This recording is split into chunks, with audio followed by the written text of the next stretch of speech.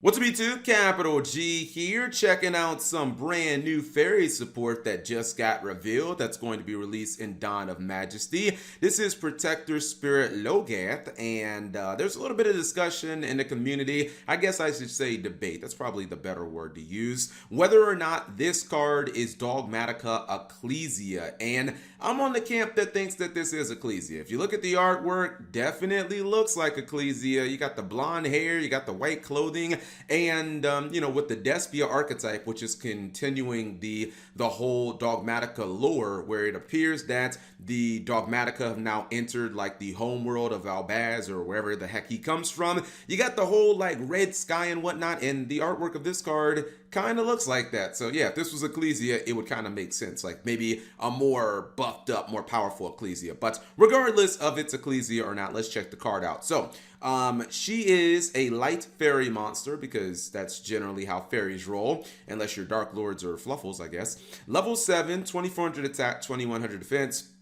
Hard once per turn on your first and second effects. First effect says if you control a fairy monster, if a fairy monster you control activates its effect, you can special summon this card from your hand. Second effect, you can target one face-up card your opponent controls and one attack position monster you control, banish the first target, and if you do, change the second target to defense position. Third effect, if this card on the field is destroyed by battle or card effect, you can target one monster on the field. It cannot be destroyed by battle during this turn. So this is actually a really solid card.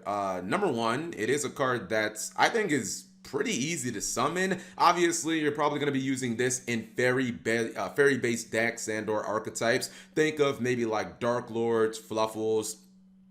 Maybe you could even go outside of that, generators, because they so heavily rely on like Lopter and stuff like that. But it's not really that difficult to summon, even being a level 7. And really, the second that you do special summon this card during your turn, you're going to probably get a plus off of it, because if nothing else, even if you have nothing else on the field, you just shift her to defense position, and then you get to target one of your opponent's cards and just banish that. It can be a monster, it can be a spell, a trap, so you got your simple removal built into it. And then, you can kind of get a bunch of utility out of the third effect as well, because it can be one of those effects where it makes it very difficult to kind of break your board. Let's say your opponent does run this card over and you shifted one of your other monsters to defense position. You can just target that monster. Now they can't run it over by battle, so it makes it a lot harder to kind of get to your life points. You've got a monster just chilling in defense position, or you can use it on like a link monster, something big. I guess even technically, even if one of your monsters was destroyed and this card was face up, you could even target like one of your opponent's monsters, something that's small in an attack position, and you could just ram into it a bunch of times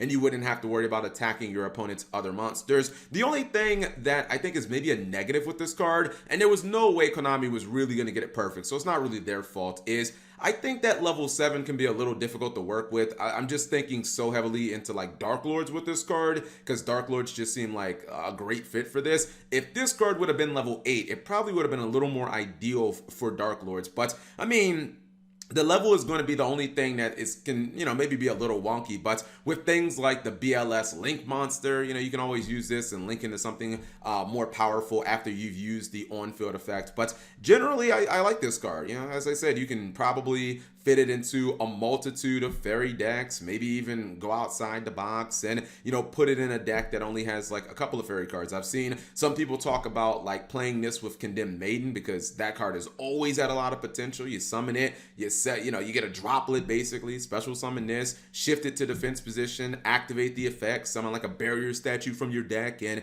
you got your opponent on lockdown, basically. So yeah, definitely a solid card. But we need to know, are you Dogmatika Ecclesia? You guys leave that in the comment section below, or whatever you guys think about Protector Spirit Logath. Definitely seems like a solid card, and it's an ultra rare in the OCG, so probably gonna be like an ultra rare in the TCG as well. Anyways, thank you guys for watching. As always, subscribe if you have not already.